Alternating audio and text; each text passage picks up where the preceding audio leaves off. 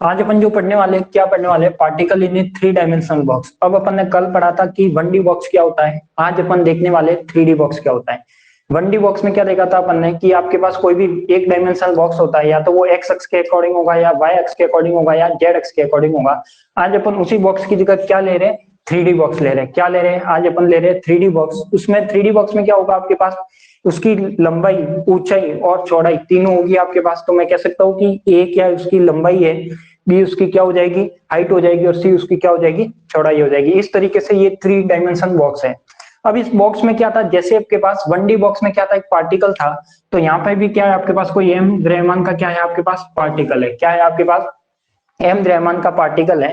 यदि किसी ने कल का डेरिवेशन नहीं समझना है तो नहीं समझा, तो पहले वो डेरिवेशन समझ लेना, फिर ये वाला डेरिवेशन पढ़ना तो इजी लगेगा आपको, ठीक है। तो कोई एम द्रव्यमान का पार्टिकल था। ये एम द्रव्यमान का पार्टिकल क्या होता है? गति करता है। एम द्रव्यमान का पार्टिकल जब इसमें क्या करेगा, गैस का अणु है, गैस का अणु, तो ये भी क्या करता है? रैंडमली मूव करता है। जब ये फ्रीली गति करेगा तो हो सकता है वो एक बार इसकी दीवार पर आएगा, हो सकता है एक बार बी की दीवार पर आएगा, और हो सकता है एक बार सी की दीवार पर आएगा। और मैंने कल बताया था कि जब ये पार्टिकल दीवार ए पर, दीवार बी पर या दीवार सी पर आता है, या एक्स इक्वल टू 0 पर आता है, तो वहां पे जो बाउंड्री कंडीशन लगाते हैं तो वहां पर वेव फंक्शन अपना क्या हो जाता है? 0 हो जाता है। क्लियर? सबने पढ़ा है कि जब वन डायमेंशनल की बात की थी अपन ने, जब अपने पास पार्टिकल है, ये पार्टिकल यदि ए वाली दीवार पर आ जाएगा, मान लिया कि इस दीवार पर आ गया, टकरा गई, तो इस पर इसका वेव फंक्शन क्या हो जाएगा? 0 हो जाएगा। और यहाँ पे मैंने ये भी बताया था कि जब आपके पास बॉक्स के अंदर पार्टिकल है, क्या है? बॉक्स के अंदर पार्टिकल है, तो इसकी जो वेलोसिटी, जो इसकी पोटेंशियल एनर्जी है, वो क्या हो जाएगी आपकी? 0 हो जाएगी। यानी बॉक्स के अंदर यदि कोई पार्टिकल है, जैसे अपन ने 1 डायमेंशनल में लिया था, उसकी भी पोटेंशियल एनर्जी क्या ली थी? 0 ली थी। यहाँ पे भी इसकी पोटेंशियल एनर्जी क्या हो जाएगी? 0। अब मैं कह सकता हूँ कि जब ये दीवार पर आएगा, यानी x is equal to a, x is equal to b और x is equal to c पर आएगा, तो वहां पर आएगा तो उसकी जो v होगा वो क्या हो जाएगा आपका? इन्फानाइट हो जाएगा। क्या हो जाएगा? v इन्फानाइट हो जाएगा। क्लियर? तो मैं यहाँ पे 3 कंडीशन लिख रहा हूँ। देखो, फर्स्ट कंडीशन तो लिखूंगा मैं, x इज इक्वल टू 0 हो जाए, या फिर डायरेक्ट लिख लेता हूँ a इज इक्वल टू 0। बताओ, x इज इक्वल टू 0 लिखूं, a इज इक्वल टू 0 लिखूं, या b इज इक्वल टू 0 लिखूं? तो यहाँ पे मैं लिख सकता हूँ x इज इक्वल टू 0 हो जाए, y इज इक्वल टू 0 हो जाए, या z इज इक्वल टू 0 हो जाए। यानी ये कौन सी कंडीशन है? जब ये जो पार्टिकल है x 0 पर, y 0 पर और z 0 पर आ जाए, यानी ये जो इसका सेंटर पॉइंट है, इस पॉइंट की बात कर रहा है। यदि ये पार्टिकल इस पॉइंट पर आ जाता है तो आपके पास v यहाँ पे क्या हो जाएगा? एक तरह से इन्फानाइट हो जाएगा। क्या हो जाएगा? इसका v इन्फानाइट हो जाएगा। साई क्या हो जाएगा? यहाँ पे साई इज इक्वल टू क्या हो जाएगा? 0 हो जाएगा। क्लियर? साई क्या हो जाएगा अपना? 0 हो जाएगा। ऐसे ही दूसरी कंडीशन क्या है आपके पास कि x is equal to a हो जाए, y is equal to b हो जाए, z is equal to c हो जाए, तो आपके पास जो v रहेगा वो क्या रहेगा? 0 रहेगा, और साई क्या रहेगा? नॉट इक्वल टू 0 रहेगा। क्लियर? तो यही कल अपन ने 2 कंडीशन भी, कल अपन ने 3 कंडीशन लिखी थी, वो भी इसी बेस पे थी। आज अपन ने जो 2 कंडीशन लिखी है वो भी इसी बेस पे। क्लियर? तो डायग्राम में समझ में आ गया होगा कि 3D बॉक्स है। 3D बॉक्स में क्या होता है? कोई भी पार्टिकल है, m मास है जिसका, इस जब बॉक्स के अंदर पार्टिकल है, इसका मतलब पोटेंशियल एनर्जी कितनी है? 0। जब ये पार्टिकल इसकी दीवारों पर आ जाएगा, यानी बाउंड्री पर आएगा, तो वहां पे जब बाउंड्री पर आएगा, यानी x इज इक्वल टू या तो 0 पर आ सकता है, या a b c पर आ सकता है। जब 0 पर आएगा तो v इज इक्वल टू कितना हो जाएगा? इन्फानाइट। कितना हो जाएगा? v is equal to infinite. और सॉरी, यहाँ पे जब x इज इक्वल टू, ये भी क्या रहेगा अपना? इन्फानाइट। क्यों? क्योंकि ये भी क्या अपनी एक तरह से बाउंड्री कंडीशन है, x a y b और z c। क्लियर? तो यहाँ पे भी आपका क्या रहना चाहिए? x इज इक्वल टू, ये कंडीशन भी क्या रहनी चाहिए आपके पास? 0 रहनी चाहिए। अब मैं कहता हूं कि अब ये पार्टिकल था, x इज इक्वल टू 0 पर ले लिया, a पर ले लिया, 0 b 0 c ये तो ले लिया, इस केस में तो ये रहेगा। अब यदि मैं कहता हूं कि x की जो वैल्यू है, यानी एक और कंडीशन बना लेता हूं मैं, कि जो x की वैल्यू है वो क्या हो जाए आपके पास? यदि x की वैल्यू 0 से क्या हो जाए? 0 से क्या हो जाए? छोटी हो जाए, और a से क्या हो जाए? बड़ी हो जाए। यानी x की वैल्यू वो a से क्या हो जाए? सॉरी, a से क्या हो जाए? छोटी हो जाए। या फिर मैं ऐसे लिख सकता हूँ 0 y और b, 0 z और c। क्लियर? तो इस कंडीशन में क्या होगा आपके पास? जब ये वाली कंडीशन आप अप्लाई करोगे तो v इज इक्वल टू, इसमें क्या होगा? 0। साई इज इक्वल टू क्या होगा आपके पास? Not equal to 0। तो इसमें एक कंडीशन ये बनेगी आपकी कि जो 3 डायमेंशनल बॉक्स होता है उसमें यदि ये वाली कंडीशन है, तो अपन ने इस कंडीशन पे क्या लेते हैं? v infinite Sai 0। ये वाली जो कंडीशन है इसमें क्या लेते हैं? v infinite Sai 0। अब मैं जो ये वाली कंडीशन है ये क्या ले रहा हूँ कि x की वैल्यू 0 से a के बीच में है, तो v कितना होगा? 0, क्योंकि ये इसके अंदर की बात कर रहा है। जब y की वैल्यू 0 से b होती तो भी ये कहाँ होगा अंदर, और z की वैल्यू 0 से c होती तो भी ये कहाँ होगा अंदर, और साई वहां पे क्या होगा नॉट इक्वल टू 0। तो बताओ ये डायग्राम जो है और जो मैंने बनाया है और जो ये कंडीशन लिखी है वो आपको समझ में आ गई होगी। 1D बॉक्स के बेस पे ही मैंने लिखी है, जैसे 1D बॉक्स में बताया था उसके अकॉर्डिंग ही मैंने ये लिखी है। क्लियर? तो ये हो गया आपके पास क्या, तीनों कंडीशन। अब मैं क्या कर सकता हूँ यहाँ पे, ये आपका 1D बॉक्स बन गया, 1D बॉक्स से रिलेटेड जो भी कंडीशन थी वो आपकी हो गई। अब क्या करें बताओ, अब अपने पास वही की इसकी थ्योरी लिखनी है। तो इसमें कोई डाउट है क्या कंडीशन में, बता दीजिए मुझे जल्दी से कमेंट करके। जो भी लाइव में जुड़ा हुआ है वो कमेंट करके बता दीजिए, इसमें कोई डाउट है क्या? कोई भी डाउट नहीं है?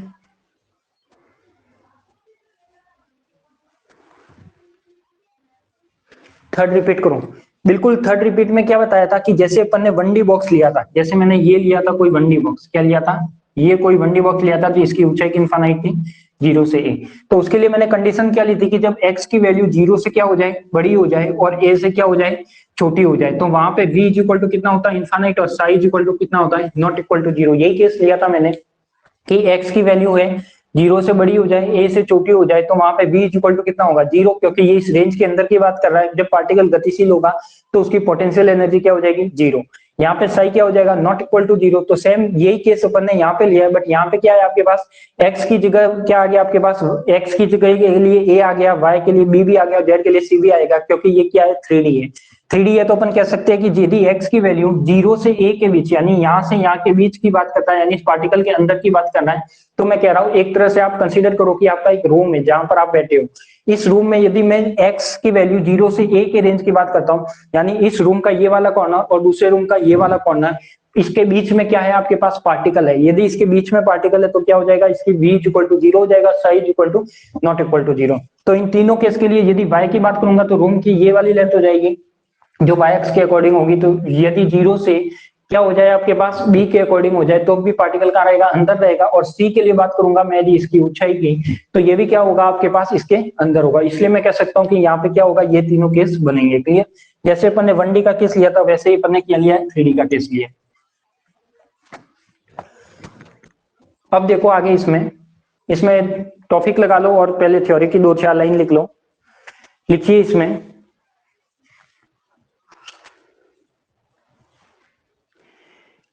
माना एक कण त्रिविमीय बॉक्स में उपस्थित है।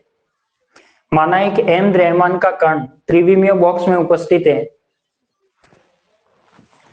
माना कि एक m द्रव्यमान का कण त्रिविमीय बॉक्स में उपस्थित है।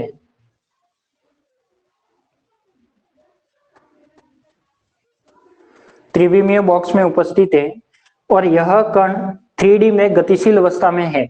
और यह कण 3D में गतिशील अवस्था में है।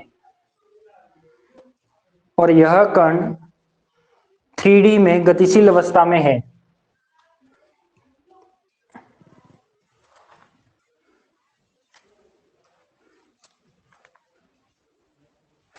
माना x y z अक्ष के अनुदिश, माना x y z अक्ष के अनुदिश, माना x y z अक्ष के अनुदिश बॉक्स की लंबाई a b और c है।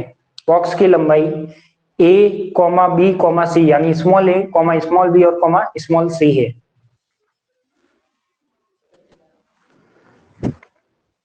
माना x y z अक्ष के अनुदिश बॉक्स की लंबाई a b व c है।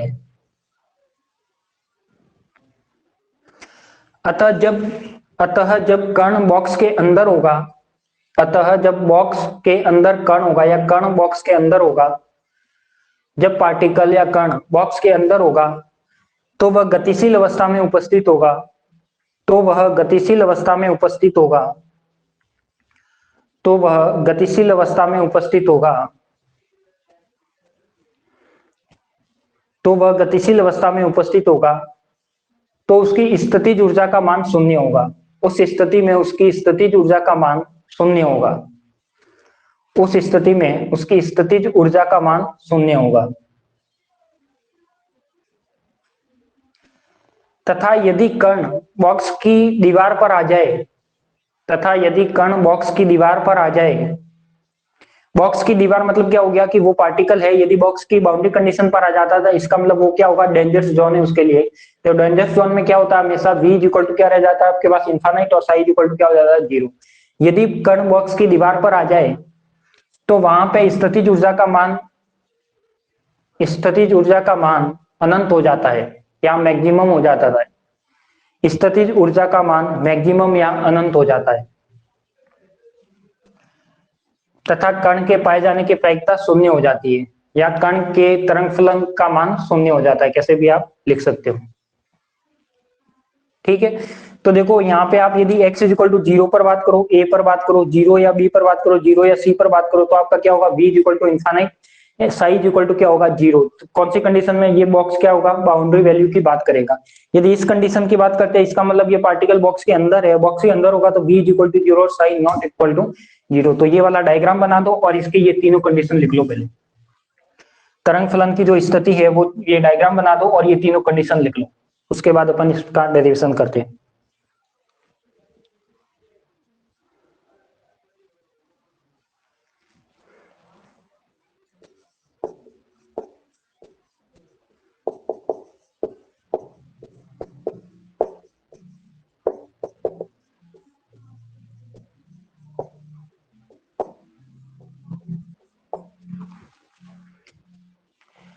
अब अपन को क्या करना है, यहाँ पे बॉक्स बनाने के बाद कंडीशन लिखने के बाद अपन को इसका काल टाइम इंडिपेंडेंट श्रोडिंगर इक्वेशन काम में लेना है। तो वो क्या हो जाएगा, आप जानते हो, E psi r is equal to minus का h cut square by 2m del square psi r plus का v साई आर हो जाएगा। क्लियर, यहाँ पे साई आर क्यों ले रहे हैं, कल अपन ने लिया था ओनली साई, या फिर आप ले सकते हो साई एक्स, क्योंकि वन डायमेंशनल की बात थी। आज यहाँ पे आर क्यों ले रहे हैं, क्योंकि यहाँ पे थ्री डायमेंशनल की बात है, जो एक्स पर, वाई पर और जेड पर तीनों पर डिपेंड करेगा। तो इसको मैं ऐसे भी लिख सकता हूँ, जब अतः कण बॉक्स के अंदर है, अतः बॉक्स में कण है उपस्थित है, बॉक्स में कण उपस्थित है, बॉक्स में कण उपस्थित है, तो जो v होगा वो इसका क्या हो जाएगा, 0। और जब v 0 हो जाएगा तो ये इक्वेशन क्या हो जाएगी, E psi r is equal to minus का h cut square by 2m del square psi r plus का v साई आर। सॉरी, ये वाली टर्म तो क्या हो जाएगी, 0, तो ये v वाली टर्म तो यहाँ से हट जाएगी। क्लियर, अब इसको जब ये 3D में है तो इस डेल को मैं 3D में लिख सकता हूँ, तो ये क्या हो जाएगा, E psi r is equal to minus का h cut square by 2m del square upon में del x square, del square upon में डेल वाई स्क्वायर, प्लस का डेल स्क्वायर अपॉन में डेल जेड स्क्वायर, और यहाँ पे क्या आ जाएगा आपका साई आर। क्लियर, जब मैं इसको अलग अलग करूंगा तो ये क्या हो जाएगा, E psi r is equal to minus का h cut square by 2m, इसको आप अलग अलग करके भी लिख सकते हो, डेल स्क्वायर साई अपॉन में del x square plus del square psi upon में r del y square plus del square psi z r upon में जेड स्क्वायर। क्लियर, तो ये क्या हो जाएगा आपके पास, श्रोडिंगर इक्वेशन हो जाएगी। अब मैं क्या करता हूँ, जब मैं इसको इधर भेजता हूँ तो ये क्या हो जाएगा, कल भी मैंने जो किया था, कल जो प्रोसेस किया था वही प्रोसेस मैं यहाँ पे रिपीट कर रहा हूँ। 2m अपॉन में H cut square psi are ऐसे का ऐसे इज इक्वल टू क्या हो जाएगा, यहाँ पे ये जो माइनस था ये माइनस क्या हो गया आपके, ऐसे का ऐसे हो गया, और ये क्या हो जाएगा, डेल स्क्वायर, इसको मैंने ऐसे का ऐसे रख दिया, अपॉन में del x square plus del square psi r upon में डेल वाई स्क्वायर प्लस का del square psi r upon में डेल जेड स्क्वायर। क्लियर, अब यहाँ पे एक नई टेक्निक काम आने वाली है, को क्या, यहाँ पे एक काम आएगा चरों का पृथक्करण मेथड, यानी वेरिएबल ऑफ सेपरेशन मेथड से इसको सॉल्व करेंगे। तो वहां पे अपन क्या मानते हैं, देखो यहाँ पे क्या हो जाएगा आपके पास, ये डायग्राम और कंडीशन तो हटा दूं क्योंकि ये समझ में आ गई होगी आपको।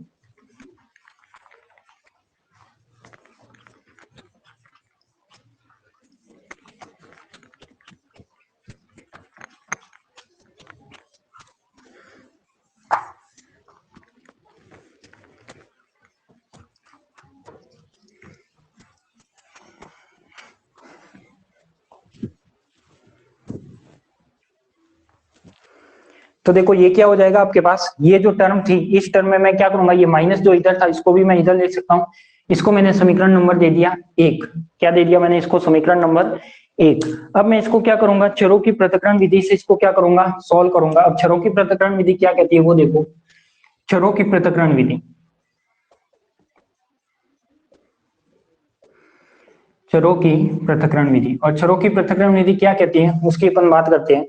चेरोकी पृथक्करण विधि ये कहती है आपके पास कि जो साई आर है उसको मैं तीन फॉर्म में मानता हूं, एक्स एक्स, वाई वाई और जेड जेड। अब ये तीनों क्या है आपके पास, जो एक्स फलन है वो एक्स पर निर्भर है, यानी जो फलन एक्स है ये किस पर, फलन एक्स पर निर्भर है, फलन एक्स पर निर्भर है, क्या है, एक्स पर निर्भर है जो कैपिटल एक्स फलन है। जो y है वो केवल क्या है, y फलन पर निर्भर है, यानी y वाली टर्म पर निर्भर करेगा। और जो आपके पास z वाला है वो किस पर निर्भर करेगा, वो डिपेंड करेगा आपके पास z पर। अब यहाँ पे क्या हो सकता है आपके पास, अब बार बार मैं जहां आपका साई आर लिखा हुआ है उसकी जगह मैं टोटल काम में क्या लूंगा, डायरेक्ट शॉर्ट में लूंगा, कैपिटल एक्स, कैपिटल वाई और कैपिटल जेड। क्लियर। तो जब मैं यहाँ पे ये तीनों काम में लूंगा तो यहाँ पे ये टर्म क्या बन जाएगी, देखो समीकरण नंबर एक में जहां जहां साई आर है वहां आप क्या कर दो, ये वाली टर्म लगा दो, तो ये क्या हो जाएगा आपके पास, डेल स्क्वायर अपॉन में डेल एक्स स्क्वायर, ये क्या हो जाएगा, x y z. Clear. Plus del square upon में डेल वाई स्क्वायर, और ये क्या हो जाएगा, x y z, plus del square upon में del z square, x y z. Clear. Is equal to क्या हो जाएगा, माइनस का 2me अपॉन में एच कट स्क्वायर, और यहाँ पे जो साई आ रहा है उसकी जगह क्या हो जाएगा आपका, एक्स वाई जेड, ये हो जाएगा। इसके बाद अपन को क्या करना है, इसमें के बाद मैं यहाँ पे क्या करता हूँ, एक्स वाई जेड का दोनों साइड में क्या लगाता हूँ, भाग लगाता हूँ, यानी एक्स वाई जेड का भाग लगाने पर चरों की पृथक्करण विधि अपन को यही बताती है कि पहले जो भी साई आर था उसको मैंने क्या कर दिया, एक्स वाई जेड में अलग अलग कर दिया। अलग अलग क्यों किया, कि जो एक्स वाली टर्म है वो एक्स पर निर्भर करे, वाई वाली टर्म है वो वाई पर निर्भर करे, और जेड वाली टर्म है वो जेड पर निर्भर करे, यानी मैंने सेपरेशन कर दिया सभी का अलग अलग। अब यदि मैं इसमें यहाँ पे भाग लगाता हूँ क्या, एक्स वाई जेड का, देखो यहाँ पे क्या आ जाएगा, यहाँ पे क्या निर्भर है, एक्स, ये क्या है, एक्स है, एक्स केवल किस पर निर्भर करेगा, ओनली एक्स वाले फलन पर, वाई और जेड क्या होंगे, कांस्टेंट। तो वाई जब अपने पास यहाँ पे क्या आ जाएंगे बाहर, तो ये क्या आ जाएगा, del upon del x square, और यहाँ पे मैं भाग लगाऊंगा किसका, एक्स वाई जेड का, और यहाँ पे क्या रहेगा, एक्स, प्लस यहाँ पे को क्या होगा, y के रेस्पेक्ट में, तो y का अवकलन होगा, x z का आ जाएंगे बाहर, तो ये x z का आ गए बाहर, और यहाँ पे क्या रहेगा, x y z, del square upon में डेल y स्क्वायर, और यहाँ पे क्या रहेगा, कैपिटल में, प्लस यहाँ पे क्या आ जाएगा, जब z पर निर्भर है x y को बाहर ले लो, तो यहाँ पे क्या आ जाएगा, x y डेल स्क्वायर, यहाँ पे भाग लगा दिया x y z का, और डेल स्क्वायर अपॉन में डेल जेड स्क्वायर और डेल, इज इक्वल टू क्या आ जाएगा, माइनस का 2me अपॉन में h कट स्क्वायर, भाग लगाने पर ये हट जाएगा। जो जो टर्म कैंसिल आउट हो रही है तो उसको तो हटा दो, तो देखो yz से yz कैंसिल आउट होगा, तो यहाँ पे क्या बचेगा, 1 upon x del square upon में del x square, 1 upon y del square y upon में del y square, 1 upon z del square z upon में del z square. Clear. Is equal to क्या हो जाएगा, माइनस का 2me upon में क्या हो जाएगा, h कट स्क्वायर। समीकरण नंबर क्या हो जाएगा, 2। बताओ यहाँ तक किसी को कोई प्रॉब्लम है क्या। क्या किया अपन ने, जो भी अपन ने किया है, सबसे पहले तो काल टाइम इंडिपेंडेंट श्रोडिंगर इक्वेशन काम में ली, फिर मैंने ये वाली इक्वेशन यहाँ तक लिख ली, जो कल अपन ने ओनली 1D की बात की थी तो वहां पे डेल स्क्वायर अपॉन में डेल एक्स स्क्वायर काम में लिया था। आज अपन ने क्या किया, यहाँ पे तीनों टर्म काम में ले ली, एक्स वाई और जेड। फिर मैंने क्या किया, चरों की पृथक्करण विधि लगाई, तो चरों की पृथक्करण विधि से एक्स वाई फलन जेड अलग अलग फलन ले लिए, साई की जगह तीनों फलन लिख लिए, इसका भाग लगा लिया। तो अब देखो यहाँ पे जो फर्स्ट टर्म है वो चेक करो, जो फर्स्ट टर्म है वो क्या है आपके पास, ओनली किस पर निर्भर है, जो फर्स्ट टर्म है वो ओनली एक्स पर निर्भर है, इसमें 1 अपॉन एक्स है, इसमें अवकलन भी किसके रेस्पेक्ट में हो रहा है, एक्स के रेस्पेक्ट में, यानी मैं कह सकता हूँ कि एक्स फलन का एक्स के रेस्पेक्ट में अवकलन, यानी ये जो पूरी टर्म है वो क्या आपकी ओनली एक्स पर निर्भर कर रही है, ये वाली जो पूरी टर्म है वो ओनली वाई पर निर्भर कर रही है, और जो ये वाली पूरी टर्म है ये ओनली जेड पर निर्भर कर रही है। तो मैं कह सकता हूँ कि यहाँ पे मैं क्या मानू, जो फर्स्ट टर्म है वो एक्स पर, जो सेकंड टर्म है वो वाई, जो थर्ड टर्म है वो जेड पर निर्भर करेगी। कब करेगी, जब इसको किसी कांस्टेंट के इक्वल माने, क्या माने, किसी कांस्टेंट के इक्वल माने। तो जल्दी से इसको नोट कीजिए, फिर मैं आगे करता हूँ, इसको नोट कर लीजिए पहले।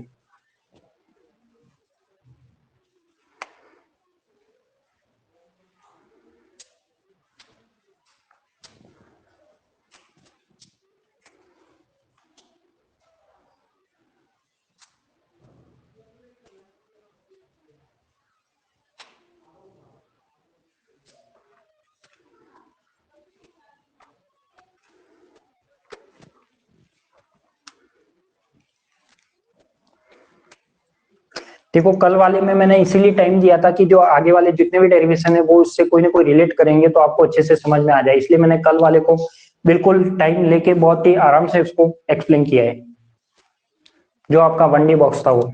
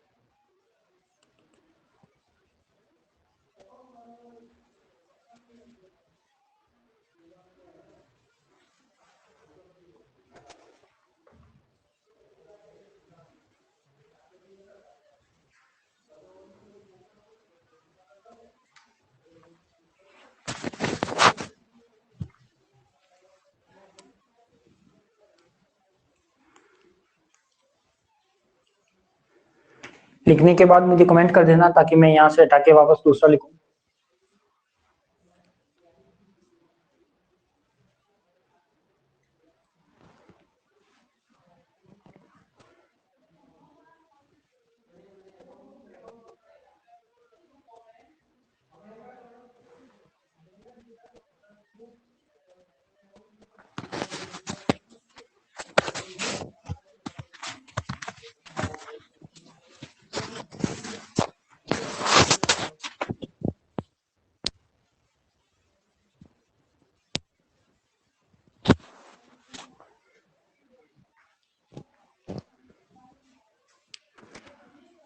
सारे स्टूडेंट आज लाइव क्लास में ऐड हुए नहीं, शायद उनका टाइम एडजस्टमेंट बैठा नहीं किसी का।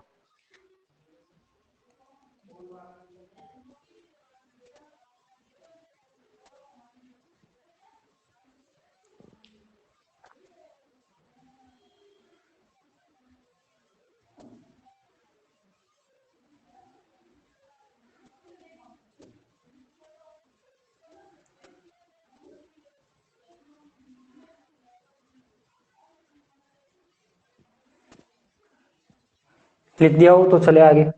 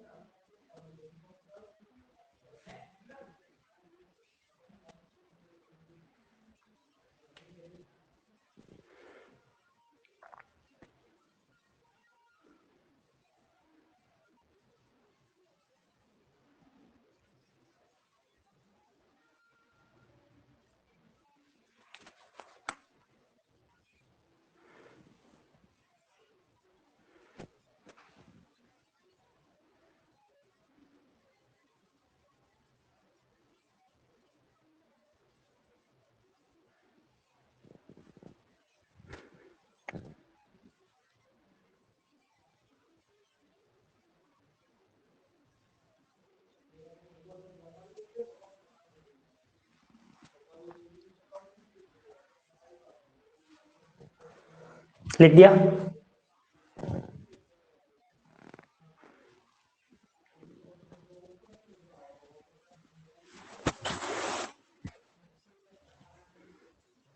ठीक है, इसके आगे लिखिए समीकरण 2 से स्पष्ट है कि, समीकरण 2 से स्पष्ट है कि, समीकरण 2 से स्पष्ट है कि प्रथम पद केवल निर्देशांक x पर निर्भर करता है। प्रथम पद केवल निर्देशांक x पर निर्भर करता है। प्रथम पद केवल निर्देशांक x पर निर्भर करता है। द्वितीय पद केवल निर्देशांक y पर निर्भर करता है। द्वितीय पद केवल निर्देशांक y पर निर्भर करता है और तृतीय पद केवल निर्देशांक z पर निर्भर करता है। और तृतीय पद केवल निर्देशांक z पर निर्भर करता है। लेकिन यह तभी संभव है लेकिन यह तभी संभव है लेकिन यह तभी संभव है जब तीनों पद किसी नियतांक के तुल्य हो। जब तीनों पद किसी नियतांक के तुल्य हो। तो अब अपन ने क्या किया, जैसे वन डायमेंशनल में कल अपन ने किया था वैसे ही मैं थ्री डायमेंशनल में भी कर रहा हूँ कि ये वाला पद है ये किसी एक नियतांक के तुल्य होना चाहिए, ये वाला पद है वो किसी नियतांक के तुल्य होना चाहिए, ये वाला पद है वो किसी नियतांक के तुल्य होना चाहिए। क्लियर। तो यहाँ पे मैं कंसीडर करता हूँ कि जो आपका क्या है आपके पास, ये देखो 2me अपॉन में h कट स्क्वायर है, या तो मैं किसी नियतांक के इक्वल मान लेता हूँ। तो यहाँ पे मैं ऐसे कह सकता हूँ कि डेल स्क्वायर अपॉन में डेल एक्स स्क्वायर अपॉन में क्या है 1 अपॉन एक्स, किसके इक्वल होना चाहिए आपके पास, माइनस का के एक्स स्क्वायर के, किसके इक्वल होना चाहिए। आप इसको भी के एक्स मान सकते हो, ये भी क्या आपकी एक तरह से एनर्जी है तो इसको भी आप मान सकते हो। तो यहाँ पे मैंने क्या किया, कोई इसके नियतांक के तुल्य माना, तो ये क्या हो गया डेल स्क्वायर अपॉन में डेल एक्स स्क्वायर माइनस का के एक्स स्क्वायर और एक्स, जब इसको इधर लाऊंगा तो ये क्या हो जाएगा डेल स्क्वायर अपॉन में डेल एक्स स्क्वायर प्लस के एक्स स्क्वायर अपॉन में एक्स। देखो कल वाली अवकल समीकरण बन गई, इसको मैं क्या लिख सकता हूँ डी स्क्वायर प्लस के एक्स का स्क्वायर और साथ में क्या आ जाएगा एक्स इज इक्वल टू 0। क्या बन गई अपनी द्वितीय कोटि की अवकल समीकरण बन गई। यह द्वितीय कोटि की अवकल समीकरण है, आप सभी जानते हो क्या है आपके पास द्वितीय कोटि की अवकल समीकरण है। क्या है आपके पास द्वितीय कोटि की अवकल समीकरण है। तो यहाँ पे क्या हो जाएगा, अतः इसका हल निम्न होगा। इसका हल क्या होगा जो मैंने अब कल बताया था, तो इसका हल क्या होगा साइन कॉस की टर्म है, तो वो साइन कॉस की टर्म क्या थी, किसका आंसर होगा, कल तो अपने साई था आज अपने पास फलन क्या आ गया एक्स, तो एक्स का आंसर क्या हो जाएगा एक्स इज इक्वल टू यहाँ पे हो जाएगा आपके पास a1 sign k x x plus b1 cos के एक्स एक्स, यही होगा। यानी ये इसका क्या कहलाएगा, जो ये द्वितीय कोटि का अवकल समीकरण है इसका हल कहलाएगा। किस तरीके से निकाला था वो मैंने आपको कल बता दिया था कि इसके दो हल आएंगे, एक प्लस आयोटा के एक्स में, एक प्लस माइनस आयोटा के एक्स में। तो उसको यदि साइन कॉस में कन्वर्ट करोगे तो इसका सॉल्यूशन ये आएगा। क्लियर। जब अपने पास अब यहाँ पे देखो a1 a2 b1 b2 क्यों लिए, के एक्स क्यों लिया, वो इसलिए लिया कि अभी मैंने किसका हल लिखा है एक्स का लिखा है, अभी मैंने किसका हल लिखा है एक्स का। इसी प्रकार मैं दूसरा हल किसका लिखूंगा y का। इसी प्रकार यहाँ पे क्या लिखता हूं मैं, इसी प्रकार यदि ये सेम टर्म में मानता हूं, इसी प्रकार जो अपने पास सेकंड वाली टर्म है वो क्या आपके पास 1 अपॉन y del square y upon में del y square is equal to क्या मान लिया माने के वाई स्क्वायर। इसको भी मैं बनाऊंगा तो ये भी क्या बनेगा आपका डी स्क्वायर प्लस क्या हो जाएगा आपका के वाई स्क्वायर, शॉर्ट में लिख रहा हूं इसको, और ये क्या हो जाएगा आपका वाई इज इक्वल टू 0, क्योंकि वापस इसको कंप्लीट नहीं लिखूंगा। तो ये भी क्या बन जाएगी आपकी y के लिए अवकल समीकरण बन जाएगी, और इसका भी सॉल्यूशन क्या आएगा आपके पास, इसका भी आएगा solution y is equal to a2 sine k y y plus क्या आ जाएगा आपके पास के वाई वाई प्लस का क्या आ जाएगा b2 कॉस के वाई वाई। क्लियर, यही आएगा आपके पास। तो इस तरीके से मैं लिख सकता हूं कि ये क्या आ जाएगा आपके पास, इसका सॉल्यूशन आ जाएगा किसका y का। तो ये किसका सॉल्यूशन आ गया आपका y का। इसी प्रकार मैं यदि z का भी सॉल्यूशन निकालूंगा, z वाली टर्म को भी किसी नियतांक के तुल्य मानो तो वो क्या आ जाएगा आपके पास, इसी प्रकार डी स्क्वायर प्लस का के जेड स्क्वायर, और यहाँ पे क्या आ जाएगा z इज इक्वल टू 0। इसी प्रकार लिख लेता हूँ मैं बीच में, ठीक है, क्योंकि ये सेम वे से करना है। तो ये क्या आ जाएगा z is equal to a3 sine k z z plus का b3 sign k z Z, ठीक है। तो ये हो जाएगा, तो ये किसका सॉल्यूशन आ जाएगा आपके पास z का। तो अपन ने पास तीन फलन थे x y z, तीनों का सॉल्यूशन आ गया। अब मैं क्या करूंगा, एक पर बाउंड्री कंडीशन लगाऊंगा, यानी ये जो समीकरण थी यहाँ पे समीकरण नंबर 2 आ गई थी अपनी, इसको मैं दे देता हूँ 3, और जो समीकरण 3 थी यहाँ पे मैं क्या लगाऊंगा बाउंड्री कंडीशन। बाउंड्री कंडीशन से यहाँ पे कुछ वैल्यू निकालूंगा, उस वैल्यू के बेस पे मैं क्या लिखूंगा y और z का भी सॉल्यूशन लिखूंगा, जिससे अपना क्या निकलेगा तरंग फलन निकलेगा। कैसे निकलेगा देखो, तो मैंने क्या किया यहाँ पे x का सॉल्यूशन आ गया, y का सॉल्यूशन आ गया और z का सॉल्यूशन आ गया। क्लियर। अब मुझे क्या करना है, यहाँ पे जब x y z का सॉल्यूशन आ गया आपके पास, तो यहाँ पे क्या हो जाएगा आपके पास, फर्स्ट केस फर्स्ट लगाऊंगा, उसमें मैं क्या करूंगा x इज इक्वल टू 0 पर क्या करूंगा x इज इक्वल टू 0, जो मैंने कल बाउंड्री कंडीशन लगाई थी। अब मैं इसको ही सॉल्व करता हूँ, समीकरण 3 को, समीकरण 3 का सॉल्यूशन निकालूंगा, y z का मैं डायरेक्ट लिखूंगा इसी के बेस पे, ठीक है। एग्जाम में भी आपको ऐसे ही करना है, इसका एक का सॉल्यूशन निकालना है, बाद में इसी प्रकार करके डायरेक्ट y z का सॉल्यूशन लिखना है। तो x इज इक्वल टू 0 पर आपका साई क्या हो जाता है आप सभी जानते हो कि जो आपका साई है वो भी क्या हो जाएगा, एक तरह से जीरो हो जाएगा। तो मैं जानता हूं कि आपके पास अब अपने पास क्या था, x is equal to zero पर साई क्या होता है, जीरो, यानी उसका तरंग फलन क्या हो जाता है, जीरो। तो यहाँ पे अपना तरंग फलन x के लिए कौन सा है, x है। तो यदि मैं समीकरण 3 से बात करता हूँ, समीकरण 3 से, जब समीकरण 3 से बात करता हूं तो देखो समीकरण 3 x इज इक्वल टू क्या हो जाएगा, जीरो, तो ये जीरो हो गया। a1 है तो ये क्या हो जाएगा आपके पास a1, फिर क्या है आपके पास साइन, साइन kx की x की जगह जीरो, प्लस क्या है आपके पास b1, फिर क्या आपके पास cos kx, तो ये हो जाएगा cos kx, और यहाँ पे भी क्या हो जाएगा, जीरो। अब आप यहाँ पे जानते हो कि जो cos की वैल्यू है वो क्या होती है, cos 0 1 होता है, ये पूरा क्या हो जाएगा, जीरो। यानी मैं कह सकता हूँ कि जीरो इज इक्वल टू क्या आ जाएगा, जब ये वाली टर्म जीरो हो गई, क्योंकि साइन जीरो कंप्लीट जीरो देगा, तो इसके साथ सभी जीरो, तो ये क्या हो जाएगा आपका b1 cos kx, यानी cos kx, cos जीरो की वैल्यू क्या होती है, 1। तो यहाँ पे मैं लिख सकता हूँ कि जो b1 आया वो आपके पास कितना आया, जीरो आया। जब आपका b1 जीरो आया तो समीकरण 3 से मैं क्या लिख सकता हूँ कि जब आपका b1 जीरो आ गया, यानी ये टर्म तो यहाँ से हट गई, तो आपके पास टर्म क्या बची, only x is equal to a, क्या बचा आपके पास a1 साइन kxx, क्या बचा आपके पास a1 साइन kxx। जब मैंने एक बाउंड्री कंडीशन लगाई तो इसका सॉल्यूशन क्या आ गया आपके पास, ये आ गया, इसको मैंने नंबर दे दिया 4, क्या दे दिया, 4। सेकंड कंडीशन क्या लगानी है, सेकंड कंडीशन लगानी है कि जब x is equal to zero लगा दिया, अब मैं क्या लगाऊंगा, x is equal to a, x is equal to जब a लगाऊंगा तो x is equal to a पर क्या आएगा आपके पास, साई आर, वहां भी क्या हो जाता है आपका, जीरो हो जाता है, क्लियर। तो यहाँ पे जो आपका फलन होगा वो फलन कौन सा है, x जीरो होगा, साई की जगह अपने पास क्या है, x है, x के लिए बात कर रहे हो, तो यहाँ पे क्या हो जाएगा, x इज इक्वल टू ये जब जीरो हो गया, अब यहाँ पे क्या आपके पास a1, और यहाँ पे क्या हो जाएगा साइन के एक्स, और ये क्या है, x इज इक्वल टू ए लगाना है, तो ये क्या हो जाएगा a। अब मैं कह सकता हूं कि जो a1 है वो तो क्या आपका नियतांक है, यानी a1 कभी भी जीरो के इक्वल नहीं हो सकता, ये तो अपन जानते हैं कि ये क्या है, नियतांक है, नियतांक कभी भी जीरो के इक्वल नहीं होगा। तो फिर जीरो के इक्वल क्या होगा, तो जीरो के इक्वल क्या होगा, a1, सॉरी a1 तो यहां से हट जाएगा, तो ये क्या रहेगा, साइन के एक्स और x, क्या रहेगा आपके पास, साइन के एक्स और x। जब ये वाली टर्म आ जाएगी आपके पास, तो इसके आगे मैं क्या कर सकता हूँ, इसमें देखो ये क्या आ गया आपके पास, zero is equal to sine k x x. Board पर दिख रहा है क्या सभी को, ठीक है दिख रहा है।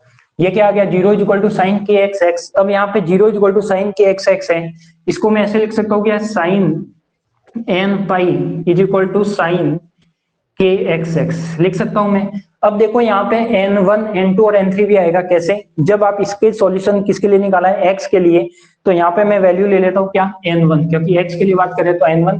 यदि आप y का सॉल्यूशन निकालोगे तो सेम इसी कंडीशन में क्या आ जाएगा, sine n2 pi is equal to sine k y, y आ जाएगा। z के लिए निकालोगे तो क्या आ जाएगा, sine n3 pi sine k y k z, z आएगा, ठीक है। तो यहाँ पे साइन से साइन कैंसिल आउट, तो आपके पास क्या बचेगा, यहाँ पे कैंसिल आउट नहीं करते तो अपन कंपेयर करके भी हटा सकते हैं। तो ये क्या हो जाएगा आपके पास, साइन साइन यहाँ से हट सकता है, तो आपके पास क्या आएगा, जो वैल्यू है वो किसके इक्वल आ जाएगी, n1 pi is equal to k x x. अपन को किसकी वैल्यू निकालनी है यहाँ पे, के एक्स की, n1 पाई अपॉन में क्या आ जाएगा, x। अब अपने पास ये क्या आ गई, वैल्यू आ गई के एक्स की। अब यही वैल्यू मैं कहाँ रखता हूँ, समीकरण 4 में, तो समीकरण 4 से वैल्यू क्या आ जाएगी आपके पास, यानी समीकरण 4 से आपका जो भी तरंग फलन आएगा x is equal to a1 तो ऐसे का ऐसे, तो ये क्या हो जाएगा आपका a1 ऐसे का ऐसे, साइन के एक्स एक्स है, क्या है आपके पास, साइन के एक्स एक्स है, तो के एक्स की वैल्यू क्या है, साइन तो ऐसे का ऐसे, के एक्स की वैल्यू क्या है आपके पास, n1 पाई अपॉन में ये x ऐसे का ऐसे, और अपॉन में क्या आ जाएगा आपके पास, यहाँ पे क्या आ जाएगा, देखो x आ जाएगा, तो यहाँ पे क्या आ जाएगा, सॉरी अपने कुछ मिस्टेक की है क्या, हाँ बिल्कुल, यहाँ पे क्या था, साइन के एक्स ए था, यहाँ पे क्या था आपका साइन के एक्स ए था, तो यहाँ पे भी आपका क्या आना चाहिए, ए आना चाहिए, क्या आना चाहिए, ए। जब यहाँ पे भी ए आएगा तो अपने पास ये वाली टर्म क्या आएगी, ए आएगी, और इसके नीचे भी क्या आ जाएगा आपका, ए आ जाएगा, क्लियर। तो यहाँ पे क्या आ जाएगा आपका, ये वाला टर्म आ जाएगा, तो इसका जो एक्स का सॉल्यूशन आएगा वो आपके पास क्या आएगा, ये वाला आएगा। जब x का सॉल्यूशन आपके पास ये वाला आ गया, तो अब मैं डायरेक्ट y और z का भी लिख सकता हूँ, तो y z के लिए क्या आएगा, इसी प्रकार जब y के लिए बात करूंगा तो वो आ जाएगा आपके पास a2 साइन n2 पाई y अपॉन में a। ऐसे ही क्या आ जाएगा, z इज इक्वल टू क्या आ जाएगा, a3 साइन n3 पाई z अपॉन में a, क्लियर। तो ये क्या आ जाएंगे, y और z के भी सॉल्यूशन आ जाएंगे। तो देखो ये अपने पास क्या आ गई, x का सॉल्यूशन आ गया, y का सॉल्यूशन आ गया, और z का सॉल्यूशन आ गया, क्लियर। तो इसको नोट कर लीजिए, कोई डाउट हो तो बता भी दीजिए मुझे, नोट कर लीजिए इसे।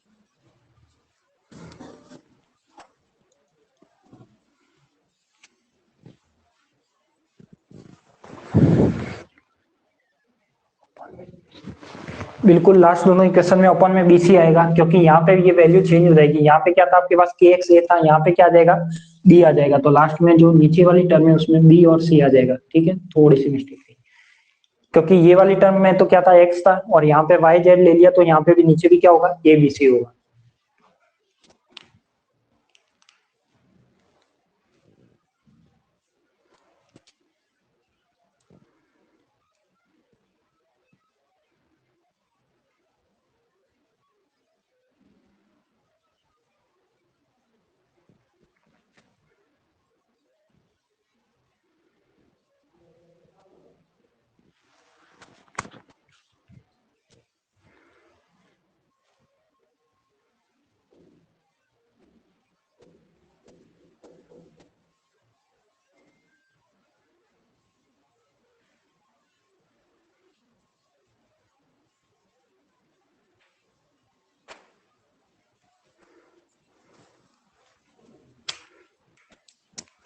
लिख दिया हो तो चले आगे।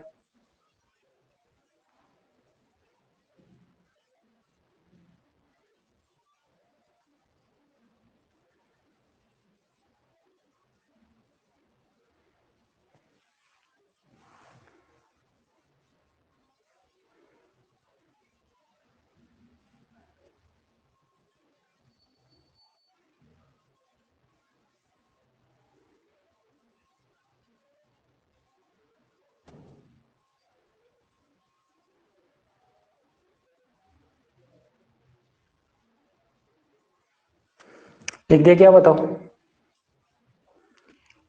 लिख दिया हो तो बढ़ते आगे।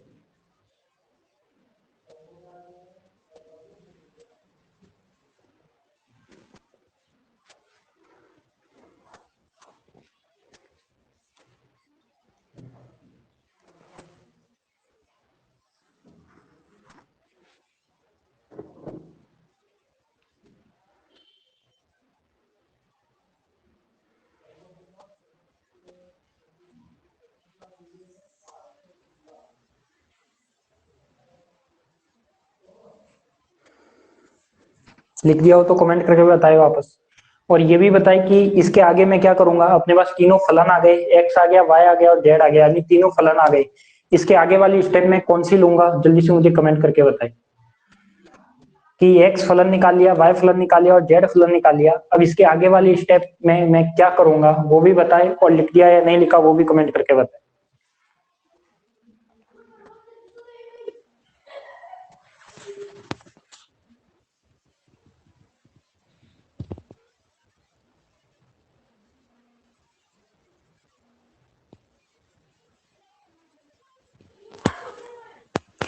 जल्दी से कमेंट करके बताओ इसके आगे की प्रोसेस में कौन सी स्टेप काम में लूंगा।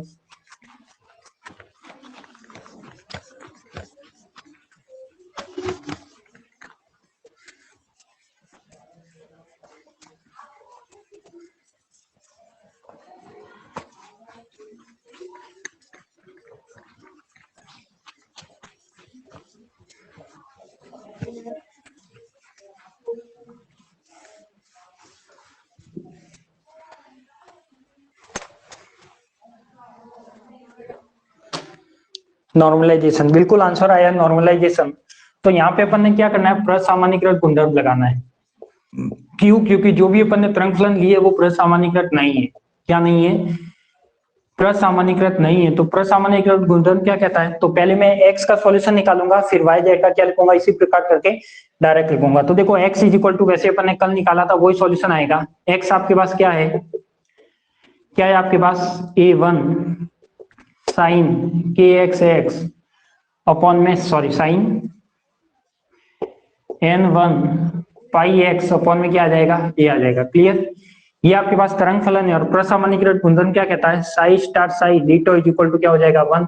तो यहाँ पे अपने पास तरंग फलन क्या है, x star x d x is equal to क्या हो जाएगा 1। जब मैं ये वाली प्रॉपर्टी काम में लूंगा तो देखो ए वन स्क्वायर तो क्या आ जाएगा, बाहर आ जाएगा।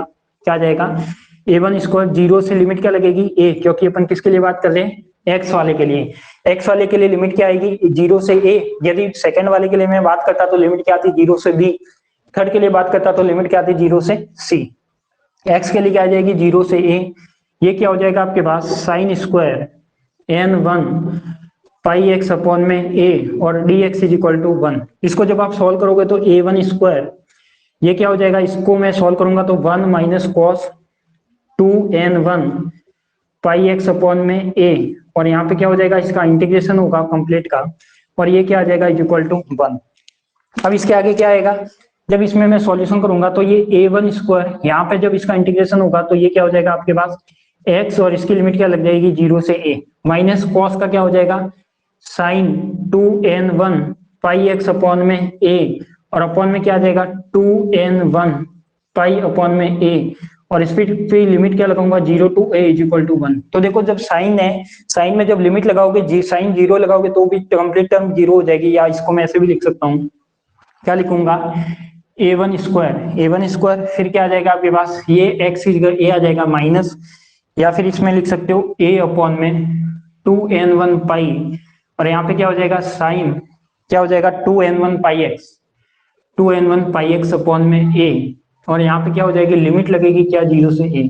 तो ये कंप्लीट टर्म तो क्या हो जाएगी जीरो इक्वल टू क्या चल रहा है अपने पास 1, तो a1 स्क्वायर यहाँ पे क्या हो जाएगा आपके पास, जब a1 स्क्वायर और यहाँ पे अपन ने 2 नहीं लगाया, 1 माइनस कॉस 2x अपॉन में 2 आता है, तो ये 2 कहाँ आ जाएगा, बाहर आ जाएगा। ये 2 बाहर आ जाएगा तो आपके पास ये 2 रह जाएगा इज इक्वल टू क्या रहेगा आपके पास, यहाँ पे a रह जाएगा इज इक्वल टू 1। तो a1 की वैल्यू क्या आएगी 2 बाय a, क्या आ जाएगी a1 की वैल्यू क्या आ जाएगी 2 बाय a। ये a1 क्या आ गया, प्रसामान्यीकृत नियतांक आ गया। इस नियतांक की वैल्यू मैं क्या रखूंगा, इस तरंग फलन में रखूंगा x वाले में। तो x वाला तरंग फलन क्या आ जाएगा आपके पास, x इज इक्वल टू आ जाएगा a1 की जगह 2 बाय a, और ये हो जाएगा sign n1 pi x, n1 pi x upon में a। क्लियर। तो एक तरंग फलन तो ये हो जाएगा इसका प्रसामान्यीकृत करने के बाद, यानी ये प्रसामान्यीकृत तरंग फलन हो जाएगा। इसी प्रकार यदि मैं दूसरा लिखता हूं, इसी प्रकार यदि मैं y वाला लिखता हूं तो y क्या आ जाएगा 2 बाय b, क्या आ जाएगा 2 बाय b साइन n2 पाई y अपॉन में क्या आ जाएगा b। ऐसे यदि z का लिखता हूं तो वो क्या आ जाएगा 2 बाय c, और ये क्या आ जाएगा साइन n3 पाई z अपॉन में क्या आ जाएगा c। तो ये क्या हो जाएंगे आपके पास, दोनों तरंग फलन हो जाएंगे x और y और z के। तो ये कौन से तरंग फलन हो गए अपने पास, प्रसामान्यीकृत वाले। क्लियर। तो ये आपके पास जो तीनों प्रसामान्यीकृत फलन होगा इसको आप नोट कर लीजिए।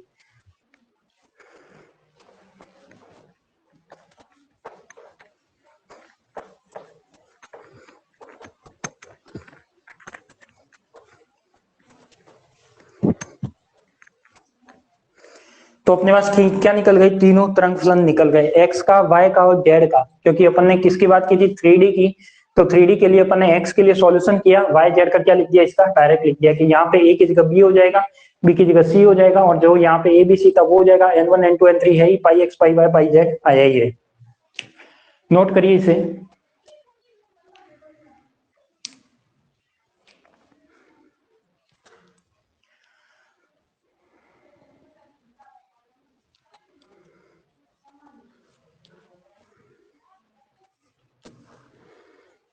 नोट कर लीजिए इसे जल्दी से।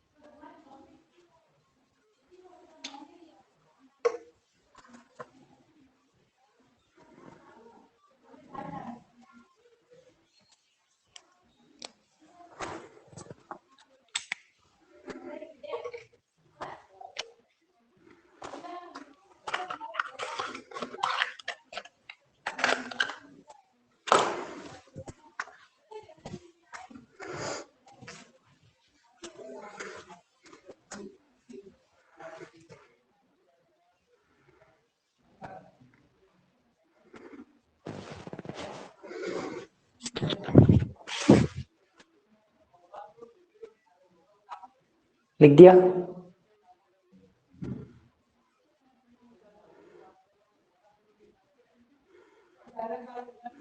लिख दिया हो तो चले आगे। नेक्स्ट क्या करना है अपन को, एक्स वाई जेड आ गया। अब मुझे ये बताओ कि अपन ने एक्स का सॉल्यूशन निकाल दिया, वाई का सॉल्यूशन निकाल दिया और एक जेड का सॉल्यूशन निकाल दिया। अब मैं क्या करूंगा, अपने पास क्या त्रिविमीय पार्टिकल में जो बॉक्स का में उपस्थित कण था उसका सॉल्यूशन निकल गया क्या? नहीं, उसका वेव फंक्शन अभी तक नहीं आया आपके पास। आपके पास अपन ने जो भी एक्स वाई जेड तीन टर्म ली थी, तीनों के अलग अलग सॉल्यूशन आए हैं। अब मैं क्या करूंगा, अपन ने एक तरंग फलन माना था कि जो साई है वो एक्स और वाई और जेड से मिलकर बना है, तो उसके लिए मैं क्या करूंगा, तीनों को कॉमन करूंगा। क्लियर?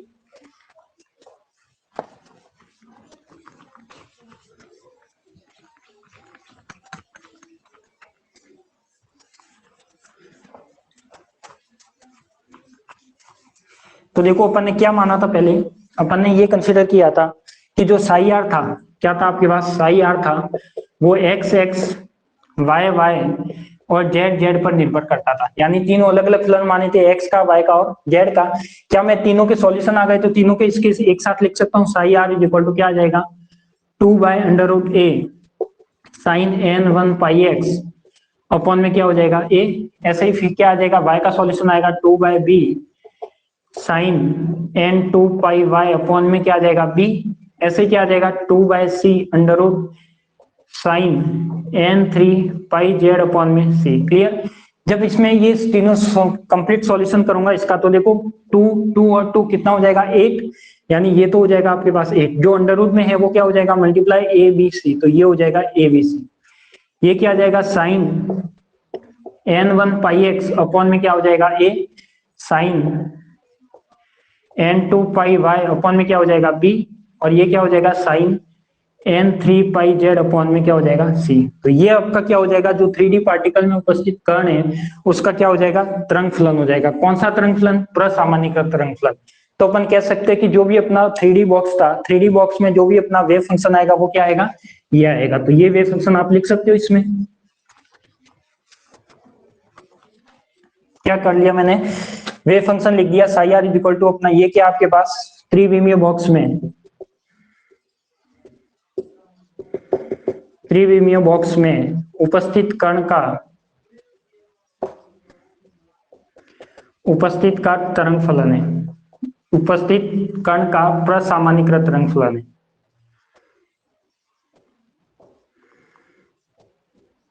प्रसामान्यीकृत तरंग फलन है। क्लियर? तो ये हो गया आपका क्या, एक नॉर्मलाइजेशन वेव फंक्शन किसका, 3D बॉक्स में उपस्थित कण का। तो ये तो आपको समझ में आ गया होगा कि कैसे निकला। कल अपने पास केवल एक फंक्शन आया था, psi r is equal to under root 2/a sine n pi x upon में ए। अब यहाँ पे क्या आ रहा है, 3D है तो n1 n2 n3 आ रहा है, पाई एक्स पाई वाई पाई जेड आ रहा है और ए बी सी आ रहा है। इस तरीके से अपने पास क्या हो जाएगा, 3D पार्टिकल का वेव फंक्शन हो जाएगा। अब लिखिए, फिर अपन इसकी एनर्जी निकालते हैं। अब इसकी अपन क्या निकालेंगे, एनर्जी निकालेंगे।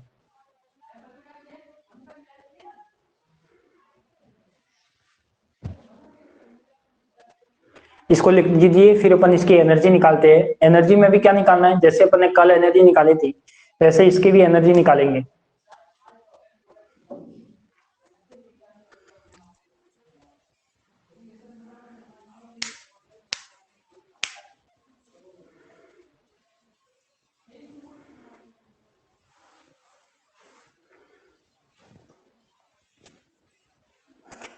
लिख दिया होगा?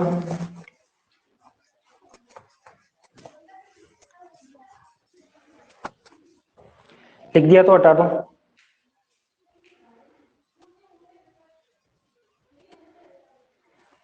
ठीक है,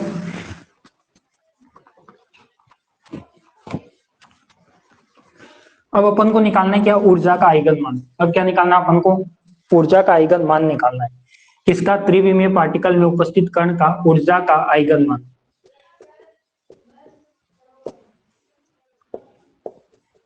यानी आइगन वैल्यू ऑफ एनर्जी।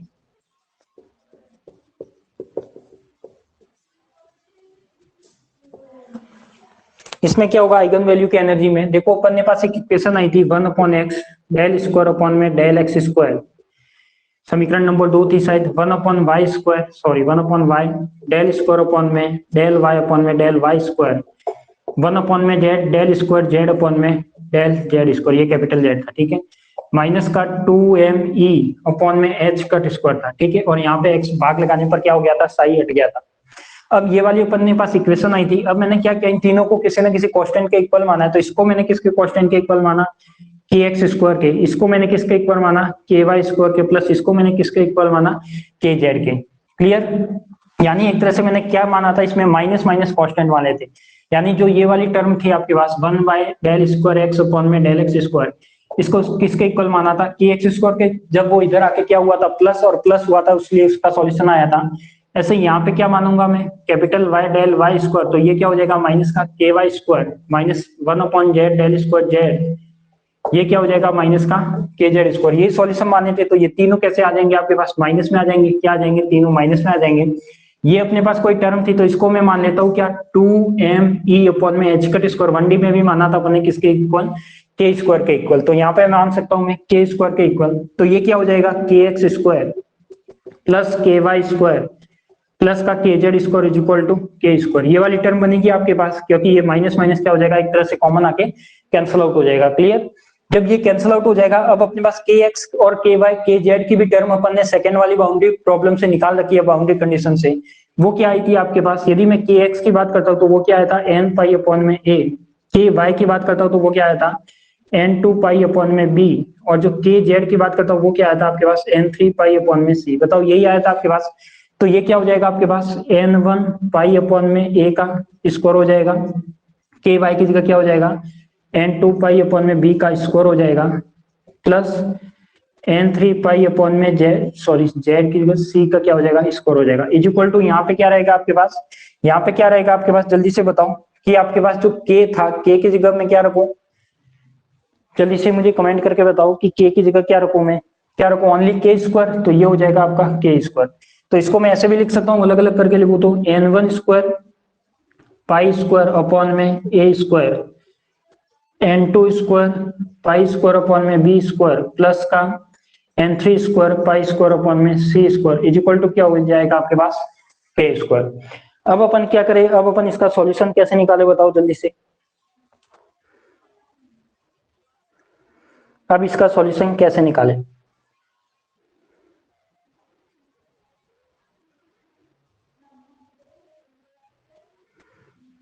बताओ। यदि मेरे पास क्या आ गई, मुझे क्या निकालनी थी, एनर्जी निकालनी थी। तो एनर्जी के लिए क्या आ गया आपके पास, ये वाली टर्म आ गई। अब मैं यहाँ पे क्या कर सकता हूँ, के स्क्वायर की जगह मैंने क्या माना था, 2m अपॉन में h कट स्क्वायर माना था। क्या माना था अपन ने, 2m अपॉन में h कट स्क्वायर। तो के स्क्वायर की जगह मैं ये वैल्यू लिख दूं, 2me अपॉन में क्या आ जाएगा, h कट स्क्वायर, ये आ जाएगा। और इसकी जगह मैं क्या लिखूंगा, जब इसको सॉल्व करूंगा तो वापस अपने पास क्या टर्म आ जाएगी, देखो यदि मैं एनर्जी निकालनी है तो h cut square by 2m क्या आ जाएगा, इधर आ जाएगा। तो सबके साथ क्या आ जाएगा, h cut square by 2m, क्या आ जाएगा, h cut square by 2m। अब इसमें से क्या का कॉमन आ सकता है, तो वो कॉमन ले लिया। तो पाई स्क्वायर देखो तीनों में आ रहा था तो कॉमन ले लिया। अब आपके पास क्या बचा, n1 स्क्वायर अपॉन में a square, n2 square upon में b square, n3 square upon में c स्क्वायर, ठीक है। ये हो जाएगा और इक्वल टू क्या हो जाएगा आपके पास, क्या बचा, ओनली एनर्जी। तो E इक्वल टू क्या आ गया आपके पास, तो E इक्वल टू आ गया क्या आपके पास कि h cut square pi square upon में 2m, और यहाँ पे क्या आ जाएगा, n1 स्क्वायर अपॉन में a square, n2 square upon में b square, plus n3 square upon में c स्क्वायर। तो ये इसका क्या हो जाएगा, एनर्जी के आइगन मान हो जाएगा। या तो मैं कह सकता हूँ कि त्रिविमीय बॉक्स में जो उपस्थित कण है उसका ऊर्जा का आइगन मान है। त्रिविमीय बॉक्स में उपस्थित, त्रिविमीय बॉक्स में उपस्थित कण की ऊर्जा का आइगन मान है।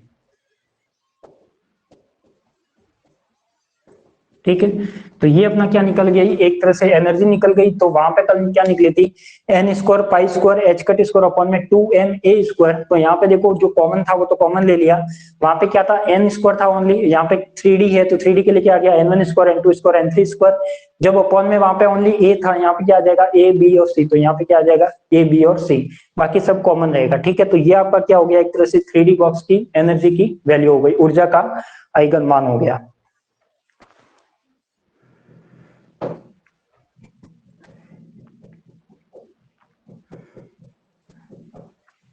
ये क्या होगा आपका ऊर्जा का आइगन मान हो गया, किसमें, 3D बॉक्स में।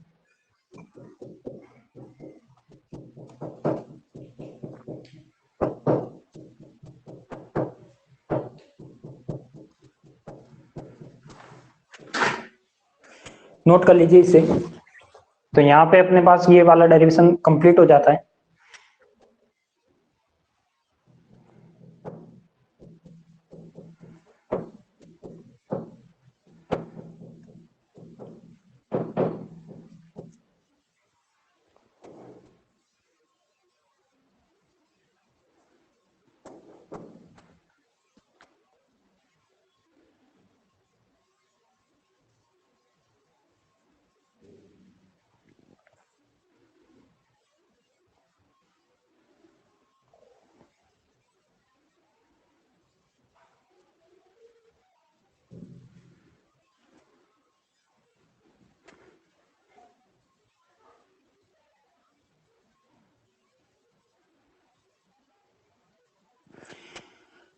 अब इसकी आप कहोगे कि इसकी ग्राउंड स्टेट एनर्जी क्या होगी, फर्स्ट एक्साइटेड स्टेट एनर्जी क्या होगी, सेकंड एक्साइटेड स्टेट एनर्जी क्या होगी, तो वो तो अपन नेक्स्ट वाली क्लास में बात करेंगे, क्योंकि इसमें एनर्जी का पूरा प्रोसेस है वो मुझे आपको समझाना पड़ेगा, तो वो इस क्लास में पॉसिबल नहीं है, नेक्स्ट क्लास होगी उसमें अपन उसको एक्सप्लेन करेंगे।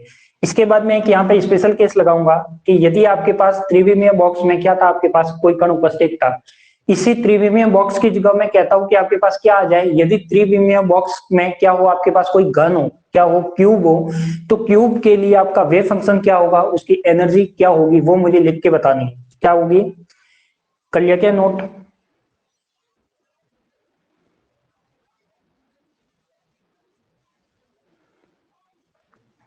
ये इक्वेशन अपन ने कहां से लिखी थी, समीकरण नंबर 2 से, समीकरण 2 से ये इक्वेशन थी आपके पास, तो इसी को मैंने काम में लिया है, नया कुछ नहीं है। यदि आपको 1D अच्छे से समझ में आया है तो 3D बिल्कुल 100% आएगा। यदि आपको 1D बॉक्स अच्छे से समझ में आया है तो 3D आपको 100% आएगा।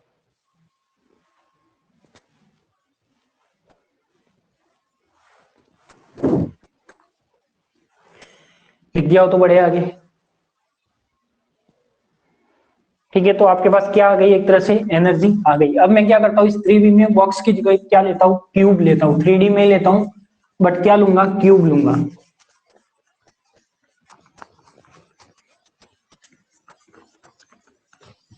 यदि आपको एग्जाम में पूछ लेता है क्यूब के लिए, तो क्यूब के लिए आपको कंप्लीट सॉल्यूशन नहीं करना है, क्यूब के लिए ओनली क्या करना है आपको, ये वाला सॉल्यूशन करके इसमें एक स्पेशल केस लगा देना, वो केस तो अभी जो मैं लगा रहा हूँ। केस क्या है आपके पास, केस ये है कि यदि त्रिविमीय बॉक्स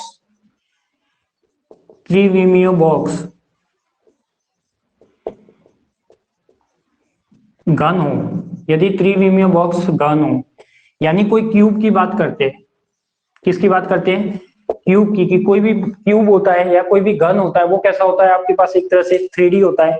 जब वो 3D होता है तो उसका वेव फंक्शन और एनर्जी कैसे लिखेंगे उसकी बात करते हैं। तो सबसे पहले मुझे ये बताइए कि कोई भी क्यूब है, कोई भी घन है, तो उसका ए बी और सी में क्या रिलेशन होता है, जल्दी से मुझे कमेंट करके बताइए कि यदि आपके पास में त्रिविमीय बॉक्स की जगह क्या लेता हूँ, क्यूब लेता हूँ, यानी उसकी लंबाई, ऊंचाई और चौड़ाई क्या होती है, तीनों इक्वल होती है, यानी मैं कह सकता हूँ वहां पे कि जब आप क्यूब ले रहे हो यहाँ पे क्या हो जाएगा, a equal to b equal to c हो जाएगा। क्लियर। अब आपने जो तरंग फलन निकाला है वो क्या निकाला है आपके पास, 2/a, सॉरी डायरेक्ट कर दूं मैं, डायरेक्ट यहाँ पे 8abc कर दूं, यहाँ पे क्या हो जाएगा, साइन n1πx अपॉन में a, यहाँ पे क्या था आपके पास, साइन n2πx n2πy अपॉन में b, और यहाँ पे क्या हो जाएगा, साइन n3πz में c हो जाएगा। क्लियर। अब देखो जब यहाँ आपके पास क्यूब है, क्या है आपके पास क्यूब है, तो क्यूब का त्रिफलन क्या हो जाएगा, एक तो ऐसे का ऐसे रहेगा, जो ए बी सी है, ए बी की सी की जगह, यानी ए बी सी जब तीनों इक्वल होते हैं तो आपके पास क्या हो जाएगा, ए क्यूब हो जाएगा, यानी ऑल साइड्स आर सेम। बिल्कुल रेखा ने आंसर दिया, ऑल साइड्स आर सेम। ये क्या हो जाएगा, 8a क्यूब अपॉन में अंडर रूट, और यहाँ पे क्या हो जाएगा साइन n1πx अपॉन में a, यहाँ पे क्या हो जाएगा साइन n2πy अपॉन में भी क्या हो जाएगा a, क्योंकि a b c क्या है, तीनों इक्वल है, तो ये हो जाएगा आपके पास n3πz अपॉन में a। ये तो आपका क्या हो जाएगा, इसका क्यूब के लिए तरंग फलन हो जाएगा। क्या हो जाएगा, क्यूब के लिए तरंग फलन हो जाएगा। एग्जाम में ये क्वेश्चन पूछा गया है कि क्यूब के लिए वेव फंक्शन और एनर्जी निकालो, तो कंप्लीट डेरिवेशन पूछता है, तो यही डेरिवेशन करके लास्ट में आपको एक स्पेशल केस के रूप में लिख लेना है। तो यहाँ पे लगा लेना है कि स्पेशल केस और इम्पोर्टेंट भी है, क्या है, तो इसमें इंपोर्टेंट में क्या किया, जो भी तरंग फलन वेव फंक्शन इसका आया था ए बी सी था, उसकी जगह मैंने क्या रख दिया, ए रख दिया, क्योंकि ए बी सी तीनों क्या होते हैं, इक्वल होते हैं। क्लियर। जब मैं इसकी एनर्जी निकालूंगा, जब मैं इसकी एनर्जी निकालूंगा तो देखो क्या हो जाएगा, एच कट स्क्वायर अपॉन में पाई स्क्वायर अपॉन में क्या हो जाएगा 2m। अब यहाँ पे क्या आपके पास n1 स्क्वायर अपॉन में a square, n2 square upon में b square, n3 square upon में c स्क्वायर। ये रिलेशन आप जानते हो। जब a b c इक्वल हो गया तो यहाँ पे क्या हो जाएगा आपके पास h cut square pi square a square तीन बार आएगा, यानी यहाँ पे 2m a स्क्वायर में क्या लिख सकता हूँ, बाहर लिख सकता हूँ, तो ये आ जाएगा आपके पास n1 square n2 square plus का n3 स्क्वायर। क्लियर। तो ये आपकी क्या हो जाएगा, क्यूब के लिए इसकी क्या हो जाएगी, एनर्जी हो जाएगी। क्लियर। तो इसमें आपको यही करना है, यदि क्यूब का पूछ लेता है 3D बॉक्स में, क्योंकि क्यूब भी कैसा कहलाता है, अपना एक 3D बॉक्स कहलाता है, तो इसके अभी पूछ सकता है और पूछा हुआ भी है। तो ये क्या हो गया आपके पास, एक तरह से वेव फंक्शन हो गया और इसकी क्या हो गई, एनर्जी हो गई। तो इसको नोट कर लीजिए, ये आपके पास किसके लिए होगा, क्यूब के लिए।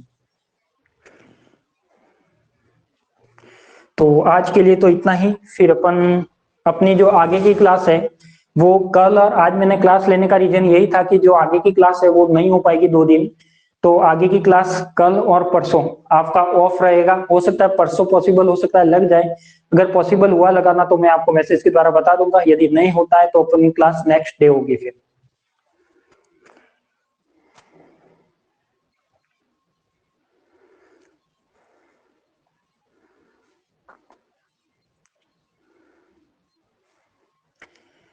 ठीक है। तो अपना ये वाला प्रोसेस यहाँ पे क्या होता है, पूरा होता है। तो अपन ने देखो 1D बॉक्स पढ़ लिया, 3D बॉक्स पढ़ लिया। अब आपके पास 2 डेरिवेशन इस यूनिट में और रहेंगे, एक तो विभव CD, एक विभव रोधी का। उसके बाद इस यूनिट को क्या करेंगे, एंड करेंगे। बट ये जो 2 डेरिवेशन है वो काफी लेंथी डेरिवेशन है, तो उसको भी अपन जल्दी से जल्दी कंप्लीट करने की कोशिश करेंगे। ठीक है। तो आपको बता दूं मुझे कि जो अपन ने 3D बॉक्स पढ़ा है उससे रिलेटेड कुछ डाउट्स है तो बता दो, यदि कुछ पूछना हो तो बता दो। आगे की क्लास है वो 2 दिन क्लास आपकी ऑफ रहेगी।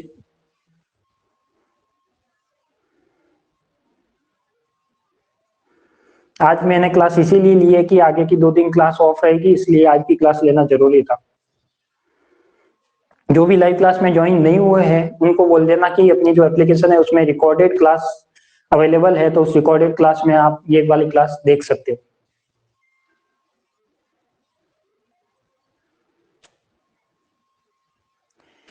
ठीक है। तो आज के लिए तो इतना ही, मिलते हैं अपन फिर 2 दिन के बाद। आप सभी को थैंक यू। कुछ डाउट्स है, पूछना है तो बता दीजिए।